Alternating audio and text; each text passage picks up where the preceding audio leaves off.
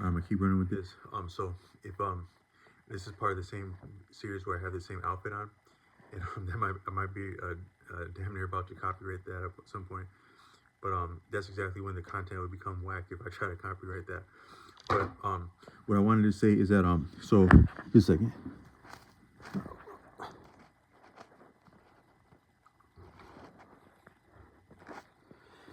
So what I want to say is like if you know anything about like sports, like if you really had like a real great player on your hands, the greatest players, they're about the win. So I had a friend growing up. I referenced that friend in different videos, and he was outstanding in athletics. I was passionate about athletics, and athletics was a little bit of a safe space for me when I was a child. And then it was also like I've said in other videos that I might have approached athletics like basketball a little bit more, like an artist than an actual like athlete. Even though I was engaging it athletically, and I consider myself an athlete at then and now, but I think that I was a little bit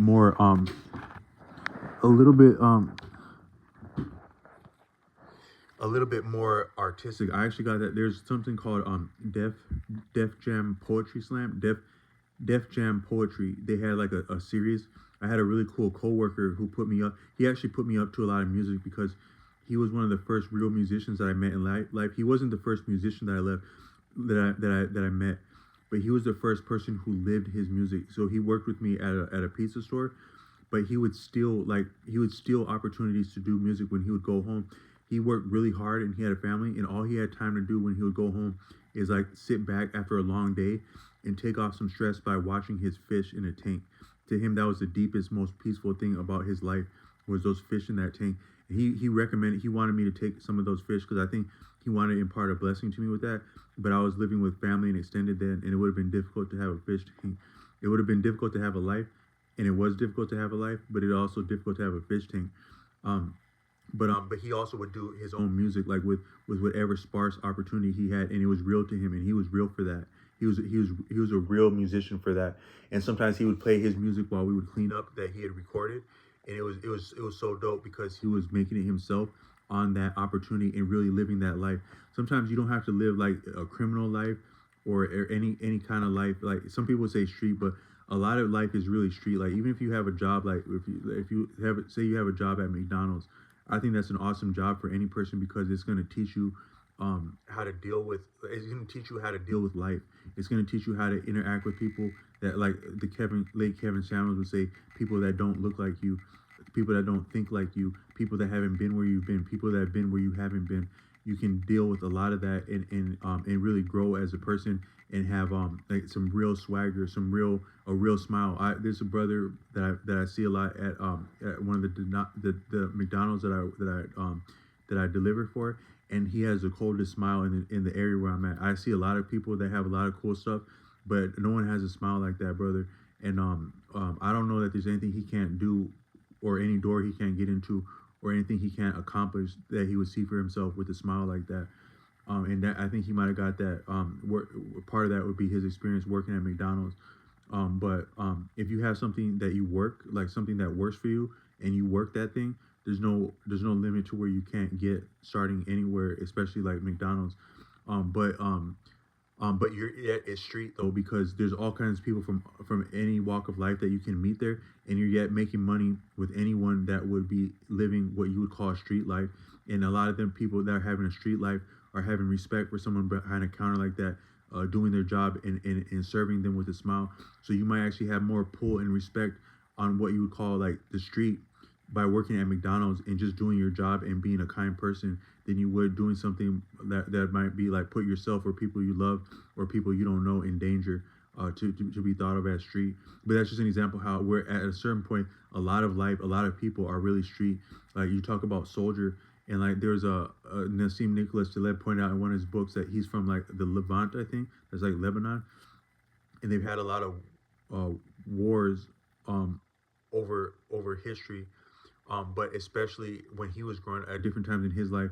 And he was saying that one time he saw like some soldiers that were being confronted by an older woman, and she was not the least of which intimidated by them or backing down about them or those damn guns that they had, because she had a point. She had something that she had to say, and she wasn't intimidated by those. They were more so intimidated by her congruence in believing in herself. And so actually believing in yourself can be more formidable than an actual firearm or many people with a firearm in certain contexts like that. But that's just an example of how an old woman can be something of a soldier, or a person with a smile at a forward-facing public venue like McDonald's can be more street than we would normally think. But I got a little bit sidetracked with that. That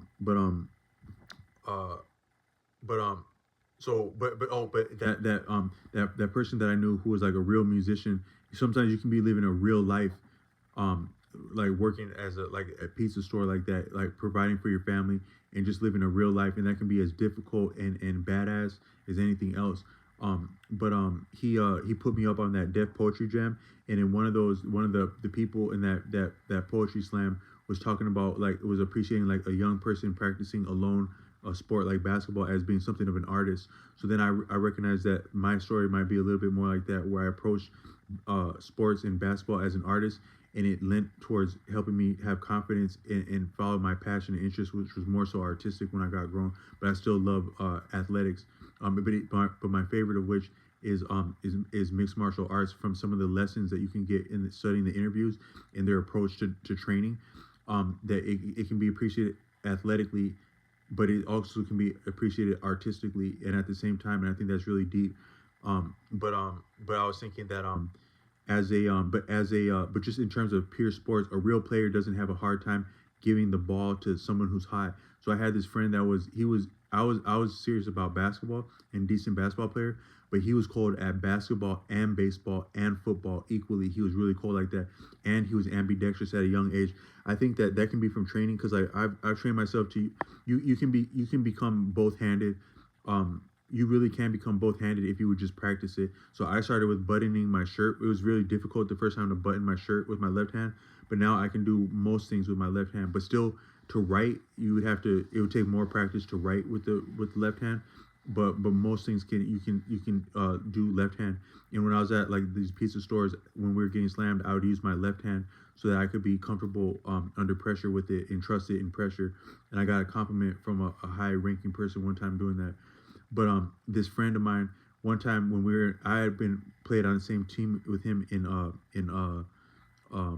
middle school, and we had a strong record in middle school. But then when we got to high school, we went to different high schools because he got recruited to, like, if you can imagine, like the rich team on Mighty Ducks. We have a school like that that's legendary in sports because they take it serious at a young age, and they even recruit at a young age. And he got recruited. But one time, a friend of mine from my high school that I went to, I didn't see the game, but apparently he really got over on my other friend, who was really good at sports.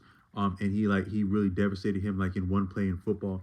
And like later, I was at, like, I think I might have been at a party, and with the cool kids from the popular school were at that party, and he was there, and he would actually look like one of the cooler kids on Mighty Ducks, but he was a cool guy. And then someone was like, yeah, but what about what's his name when he had sacked you like that? He's like, yeah, but who won the game? Because he didn't care about that play. He just cared about who won the game. And so you couldn't argue with that. But he went on to have a legendary career in football at higher levels of football than that later, and basketball higher levels than that, and baseball higher levels than that. But he was about the win. He was about the W. He wasn't about the superstar stuff, even though he was a superstar. So what I was saying is, like, with these videos, I'm just gonna keep running with it, because you gotta pass the ball to who's hot, and you don't have a problem about that if you're about winning. But the cool thing about sometimes doing something by me, myself, and I is that there's less people to share the rock with, and you can just keep handing it back to yourself if you're getting hot. So that's how I'm having some ideas for these videos, and I just wanted to get that one off.